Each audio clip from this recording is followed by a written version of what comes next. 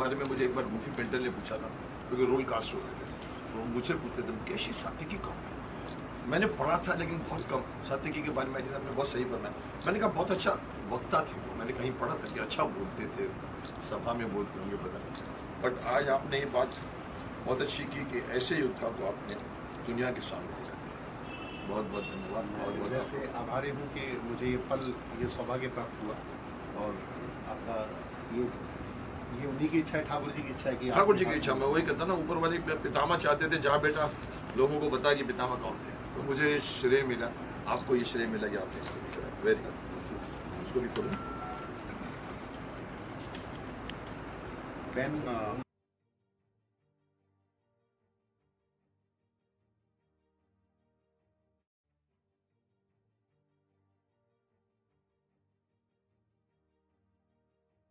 साथियों, सबसे पहले मैं आप सबका हार्दिक स्वागत करता हूँ इस अनोखे और ऐतिहासिक पल के लिए। ऐतिहासिक इसलिए है कि ब्रह्मांड में चारों युगों में ऐसे अनगिनत योद्धा हुए जिनसे कि आज की युवा पीढ़ी अपरिचित है। उन्हीं में से द्वापर युग के एक महाभीषण योद्धा थे सात्विकी। मुझे उनके बारे में लिखने का सौभाग्य प्राप्त हुआ ठाकुर जी की प्रेरणा से, और मैंने एक बुक लिखी है सात्विकी द्वापर का अजय योद्धा। और मैं अगर आपको दिल से कहूँ तो ये शब्द मेरे नहीं है, ये ठाकुर जी की प्रेरणा है। नहीं मेरा शब्दकोश इतना विस्तृत था कि मैं उस महान योद्धा के बारे में लिख सकूं, लेकिन आज इस पल के बारे में मैं जरूर ये बोलना चाहूँगा कि शायद ये सात्विकी की इच्छा थी कि उस द्वापर के अजय महायोद्धा की जो पुस्तक पहली मार्केट में आई, तो आज इस कलयुग में टेलीविज़न और सिनेमा की दुनिया में एक द्वापर के प्रचंड योद्धा के किरदार को निभाने वाले आदरणीय श्री मुकेश खन्ना जी, जिन्हें कि उनके नाम से कम भीष्म पितामह के नाम से हम लोग जब भी उनका नाम हम लेते हैं तो हमारे सामने भीष्म पितामह की तस्वीर आती है।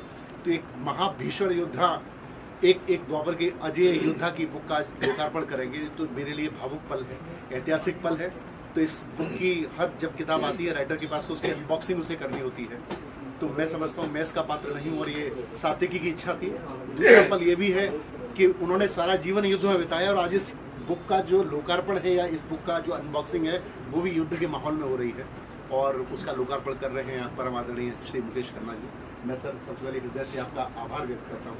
और इससे पहले कि आपके कुछ शब्द हम सुने, मैं चाहूँगा उससे पहले आप अनबॉक्सिंग इसकी करें सर, और ये बुक हाथ में लेके मैं आपकी अनबॉक्सिंग भी कर दूंगा, बॉक्सिंग भी कर दूंगा। पर आपने जो बात उठाई है ना कि आपको प्रेरणा मिली है ऊपर से सात्विकी कि आप सात्विकी के बारे में लिखें, मैं भी कई बार ऐसा कहता हूँ कि महाभारत में सभी किरदार जाने पहचाने थे। कृष्ण, अर्जुन, भीम, युधिष्ठिर, दुर्योधन, पितामह थे तो थे, बट ऊपर से मुझे भी लगता है कभी कभी कि जा बेटा तो आज लोग भीष्म को जानते हैं because of doctor Rai Sahab, because of Pandit Narendra Sharma ji, because of Chopra Sahab. मुझे वो रोल जीने का सौभाग्य मिला, तो ये ऊपर से होता है। आपने बहुत सही कहा। मैं सर दो शब्द और आपको बोलना चाहूँगा, हालांकि शब्द तो बहुत सारे हैं। जब मैं आपका वृतांत इसमें आया सर्वप्रथम, तो सात्विकी दो शब्द मुझसे बोलते हैं कि और ज्ञात संघ के वंशज, मुझे उस दिन आर्यावर्त के अजय और महाभीषण योद्धा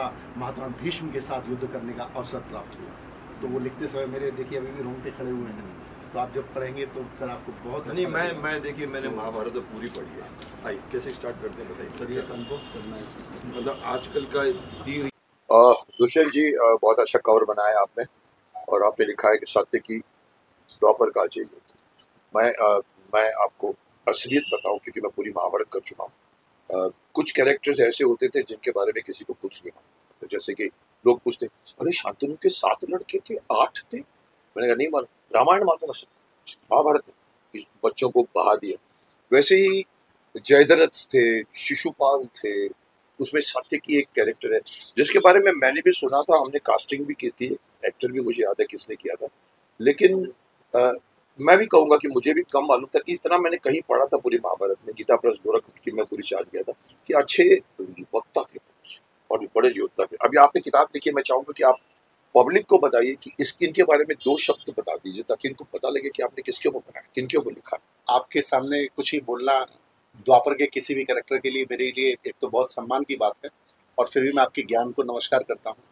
फलदार वृक्ष ऐसा होता है जो हमेशा झुकते हैं, आप भी उनमें से एक हैं।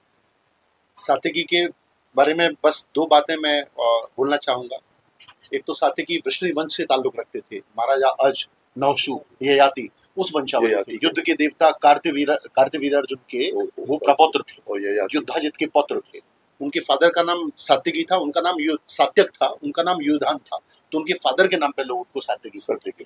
ओके, तो मैं 2 लाइनों का एक छोटा सा वृत्तांत है। जब पहली आपसे सात्यकी की मुलाकात हुई थी महाभारत के युद्ध, अच्छे हमारे दोस्त। ओके, आप युधिष्ठिर को बंदी बनाने के लिए बहुत तेजी से अग्रसर हो रहे हैं, सारे योद्धा गिर गए हैं। ये पांडव में सात्यकी है और कौरवों में पितामह भीष्म।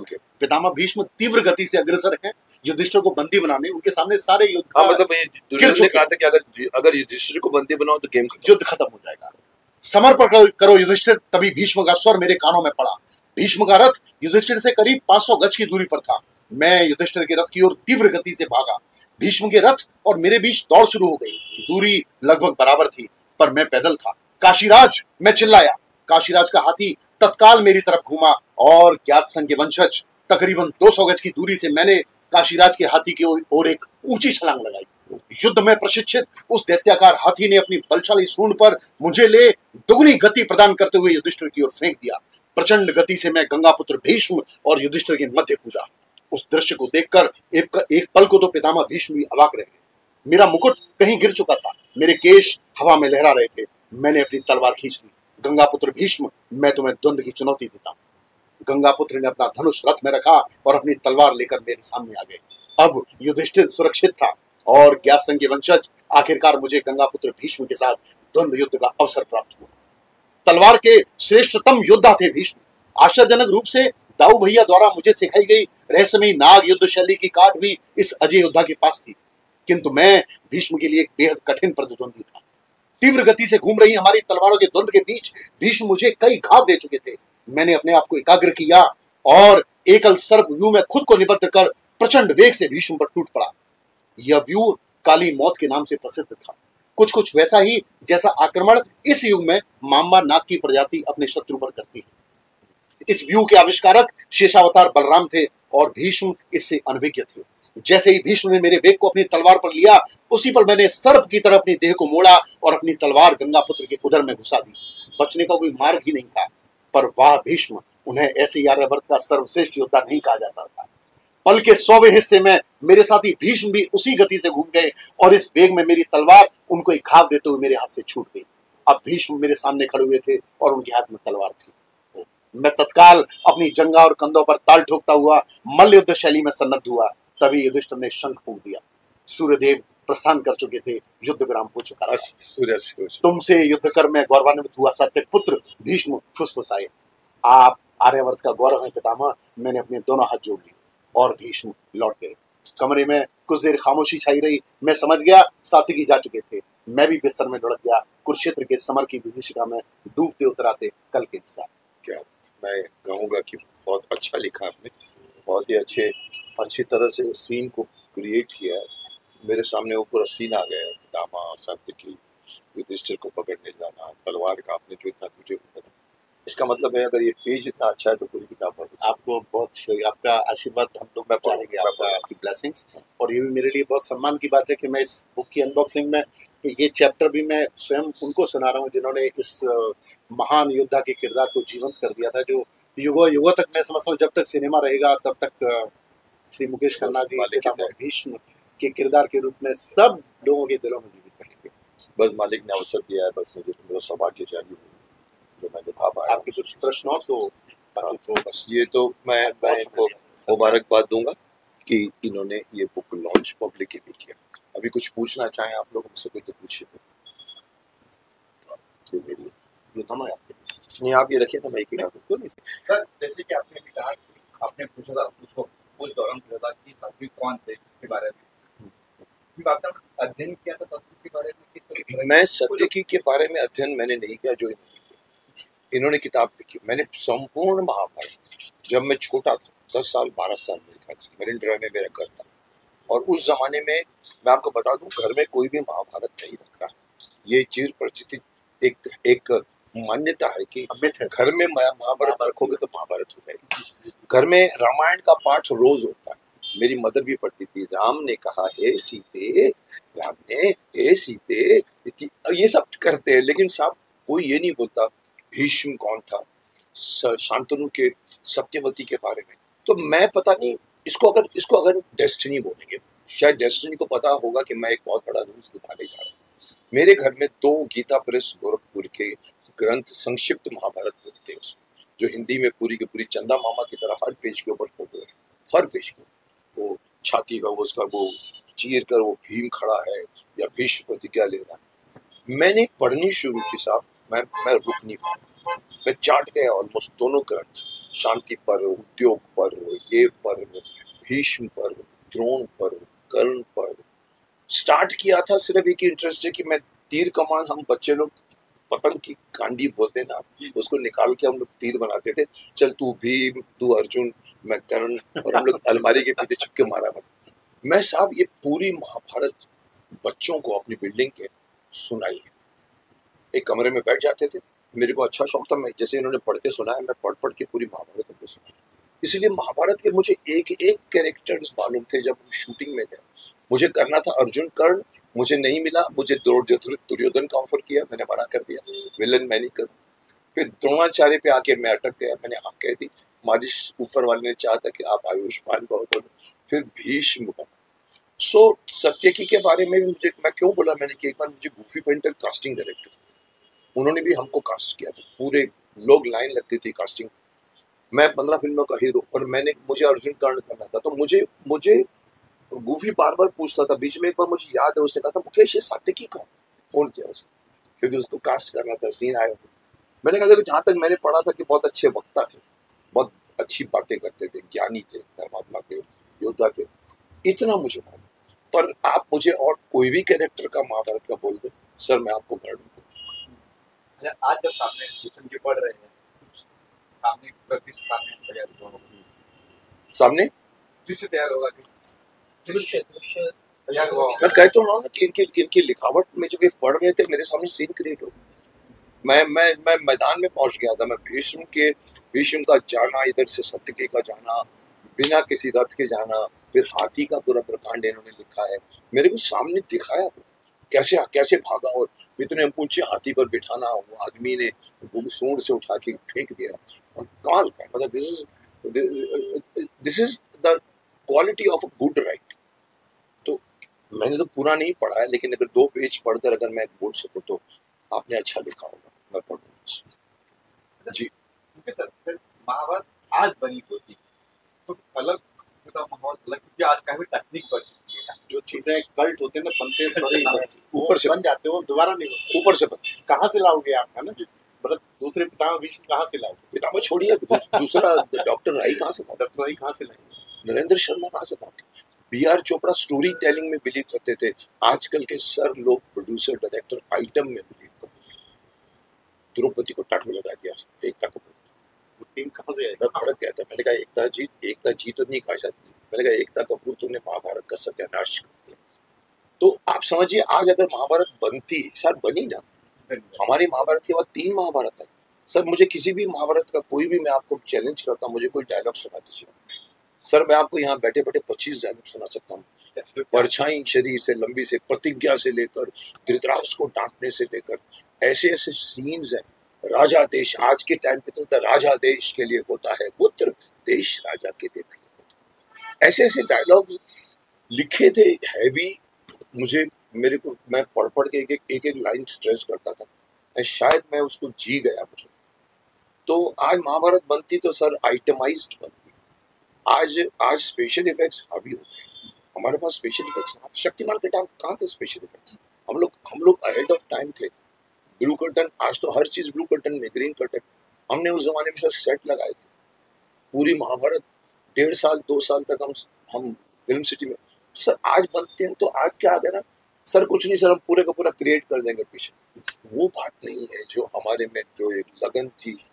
तो मुझे नहीं लगता है कि कोई महाभारत, मैं ये भी नहीं कहूंगा कि भीष्म और कोई कर पाएगा नहीं कर पाएगा। मुझे कई बार लोगों ने कहा था, मेरे को एक बार बहुत इंटरेस्टिंग बात, अगर आप तो जानते हैं, मैं बोल देता हूँ आप लोगों को, आप लोग चाहते हैं कि मैं कुछ ऐसी बात बोलूँ। मैं आपको बता दूं, एक बार मैं एयरपोर्ट पे था, पटना पता, और सडनली कैमरे वाला से आ गया मेरे पास, जैसे आप लोग आते हो, दीवार पीछे, भागने का रास्ता नहीं। Sir sir sir sir sir sir sir वो सुना है रवि जी महाभारत बनाने जा रहे हैं फिल्म। सुना था, मैंने कहा हाँ मैंने भी सुना। सर सर सर वो अमिताभ बच्चन जी करने वाले भीष्म करो। सर कर पाएंगे? अब मेरे जैसे धृष्ट को आप खामखा ऊंचा कर रहे हो, सर कर पाएंगे? अब मेरा दिमाग भी थोड़ा सा फास्ट चलता है, मैं 2 सेकंड लगाया, मैंने कहा कर पाएंगे। बहुत अच्छे एक्टर है, हर तरह के रोल किए उन्होंने, कमाल के रोल किए उन्होंने। वो गब्बर सिंह कर गए, ये भी कर ले।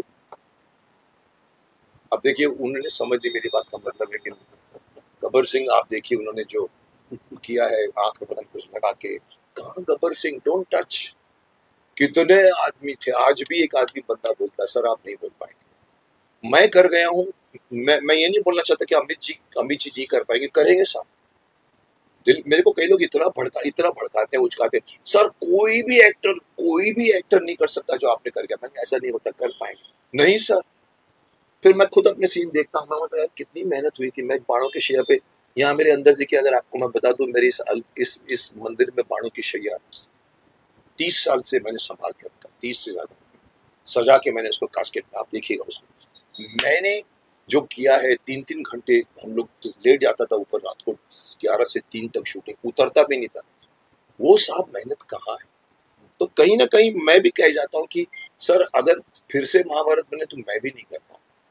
वो जोश, वो टाइम, वो टीम मैं खुद नहीं कर पाऊँ, और कोई कर पाए न कर पाए मुझे बोलना नहीं चाहिए, बट सर वो महाभारत बन गई भी नहीं। किसी का ऊपर से जो चीज हिस्ट्री में जाती है ऊपर से, चाहे रामायण हो, चाहे महाभारत हो, चाहे शक्तिमान हो, जो चीज हिस्ट्री में लिखी जाने वाली है वो हम लोगों के प्रयास से नहीं बनती।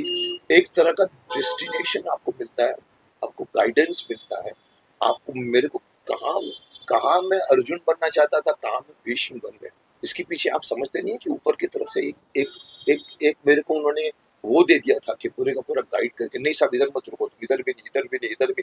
मुहूर्त किया मैंने द्रोणाचार्य बनकर, मुहूर्त। और मुझे राजबब्बर पूछते हैं, आप खड़े थे मेरे साथ में, वो जो राजभवन का सीन था, सीढ़ी पर ऐसे फोटो खींच रहे थे, वो सर बोलते थे मेरे पास, मेरी शूटिंग में उनका ऑडिशन हुआ, खूनी मेरी पहली, सर जी आप क्या कर रहे हैं?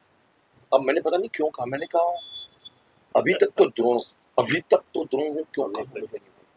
15 दिन के अंदर अंदर फोन आया, मुकेश तू आ जा गूफी का। मैंने कहा यार अभी तो बच्चे पैदा हुए हैं, गुरु तो बाद में आएगा। उन्होंने कुछ चक्कर चल गया, वो विजेंद्र गार्ड के, मैं नाम अभी तो दूंगा सबको, उन्होंने मना कर दिया, वो आए नहीं मुहूर्त में। चोपड़ा साहब ने कहा मुकेश को बोला, मैं विंग में बैठा हुआ था, बिकॉज उनको मालूम मुझे अर्जुन करना था कर, और मेरी दाढ़ी बनी, ड्रेस बनी, देवव्रत बन गया। ये कहाँ से सर? यस कैसे सोचा कि आपकी मैं देखो बहुत स्पष्ट बोल रहा हूँ कि मुझे नहीं लगता कि मेरे शब्द हैं, ये पता नहीं मुझसे लिख गए, ठाकुर जी की कृपा थी अपना। मुझे एक दिन अचानक प्रेरणा हुई, और मैं बस, मुझे लगता था कि हर नाइट को कोई ना कोई शक्ति आ जाती है मेरे में। रात को ही लिखा है मैंने शायद, तो कुछ आ जाता था और मैं लिखता चला जाता था। न तो मेरे शब्द, न कोई स्क्रीन प्ले।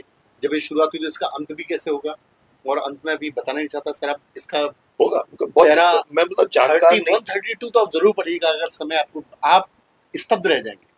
पढ़ूंगा, बिकॉज़ ये मेरे लिए अच्छा कि आपने मेरी महाभारत का नॉलेज बढ़ा दिया। सात्यकी सिर्फ द्वापर युग तक ही सीमित नहीं थे, सात्यकी का प्रारब्ध था त्रेता से, सात्यकी का जो नेक्स्ट है वो कलयुग है अपना। कलयुग में भी तो तीनों युग अपना, मैं अगर आपको बताता हूँ सात्यकी कौन है, आज के युग में जब युद्ध होगा, कली से भगवान कल्कि आएंगे, युद्ध करेंगे, तो 7 चिरंजीवी होंगे। शेषावतार बलराम अवतार नहीं लेंगे इस बार, वो सदैव युद्ध करेंगे, और भगवान कल्कि। अब 10वां कौन होगा, और युद्ध 10 दिशाओं से होगा, तो उनका जो घोड़ा है देवदत्त, वो सात्यकी होगा।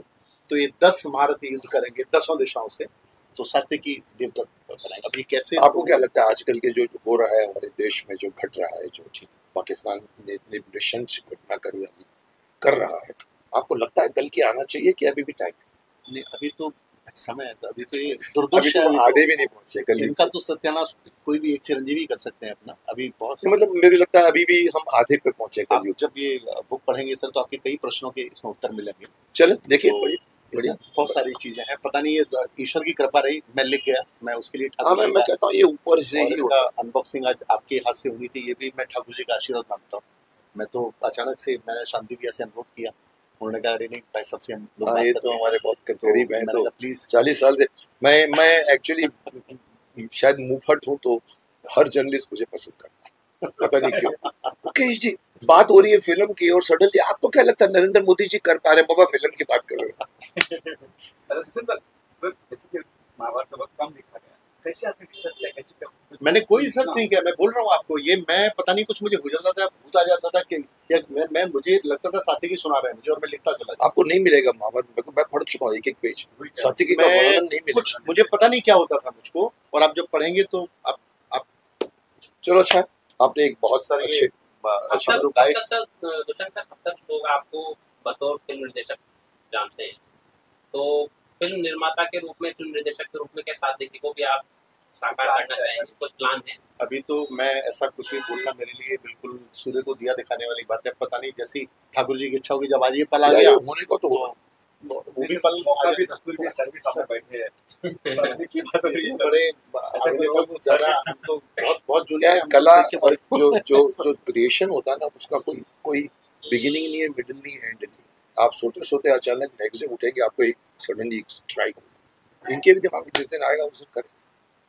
लेकिन सर एक सवाल मेरा आपसे है, क्या शक्तिमान बहुत ही कम सीरियल ऐसे हैं यहाँ और जो आज की जनरेशन को पसंद आते हैं, एक आपके ही सीरियल है जो अभी भी सोशल मीडिया की जनरेशन को भी पसंद आता है, रिपीट वैल्यू पे लोग देखते हैं, तो आजकल कोई ऐसे इंडिया में सुपर हीरो नहीं बना, ना शायद बनेगा। तो इतना इम्पोर्टेंट मानते हैं ये दो चीजें जो आप आज की जनरेशन भी पसंद करती है? मैं उल्टा चलूंगा तो मैं कहूंगा कि आज के जनरेशन के बच्चों को 97 के बच्चों से 10 गुना ज्यादा शक्तिमान की आवश्यकता है। आज का बच्चा भटक रहा है, गूगल को लेके बैठ गया, विकिपीडिया को लेके पूछता है मेरे पेट में दर्द हो रहा है क्या करूंगा, अपने परिवार से नहीं पूछता, परिवार से भटक रहा है। ऐसे टाइम पे शक्तिमान चाहिए। इधर आप बैठ, मैं तेरे को बताता हूँ शक्तिमान की, देख हमारे देश में क्या था। सर ये मैं कभी कभी फील करता हूँ कि मैंने उस जमाने में 2 जनरेशन बड़ी हुई है मेरे साथ, आज माँ बाप बन गए, बोलते सर आपने हमारा बचपन को बनाया है sir, you made our child. वो जनरेशन के बच्चे अभी नए आए जिनको हम लोग जेन क्या बोलते हैं, जेन जी। मैंने कहा ये क्या होता है? बोला सर एक्स भी होता है वाई भी होता है। मैंने कहा मैं कौन हूँ? बोलता आप एक्स है सर। अब मैं नहीं मानता इन सब चक्रों में, और ये बोल बोल के आप उनको और भी चढ़ा रहे हो कि तुम तो, हमारे टाइम पे भी जनरेशन गैप था, बाप बेटे में हमेशा जनरेशन, लेकिन साहब आज का बच्चा माफ कर रियलिटी से दूर भाग रहा है, सोशल मीडिया में घुस गया है जहाँ पर झुमके लगा के लड़की सेल्फी खींचती है और पूछती है कि मैं कैसी लग रही हूँ, तो बोलता है अच्छी लग रही हूँ, बोलता है नहीं अच्छी लग रही। अरे सर अपनी सहेली से पूछना, मिरर पे जाके खड़ी होता है। सब हम रियलिटी को मिस कर रहे हैं, इसलिए शक्तिमान कॉन्टेम्पररी है। आज शक्तिमान फिर से आना चाहिए, नहीं आ रहा है उसके पीछे बहुत से कारण है, उस पर डिस्कस नहीं कर सकता मैं, लेकिन आएगा और आना चाहिए। आज के बच्चों के लिए, यूथ के लिए शक्तिमान से बड़ा कोई भी कैरेक्टर नहीं है जो आना चाहिए। आप भूल जाइए जितने भी और कैरेक्टर्स आए, राम भी मानते हो, रावण भी मानते हो, लेकिन साहब राम को कैरेक्टर को भी अगर आज का बच्चा नहीं एक्सेप्ट करेगा, लेकिन शक्तिमान जब खड़ा हो जाएगा तो सॉरी शक्तिमान करके सीखेंगे। सो कहीं ना कहीं मुझे लगता है, और महाभारत तो महाभारत है साहब, महाभारत को मैं बोलूँगा शुभकामनाओं का रोल है मेरा। आज भी बड़े बड़े उम्र के आते हैं मेरे पास से, ऊपर से बोझ नहीं करते हैं। अरे बड़े मैंने कहा भाई मेरे को आप आशीर्वाद, नहीं तमें छो पितामा छो, मेरी बहू छे, मैं आयुष्मान भव कहता हूँ। लेकिन अगेन वही होता है कि एक बच्चा मेरे कोट पकड़ के कहता है उसी टाइम उसी फैमिली का, ए उड़ के दिखाओ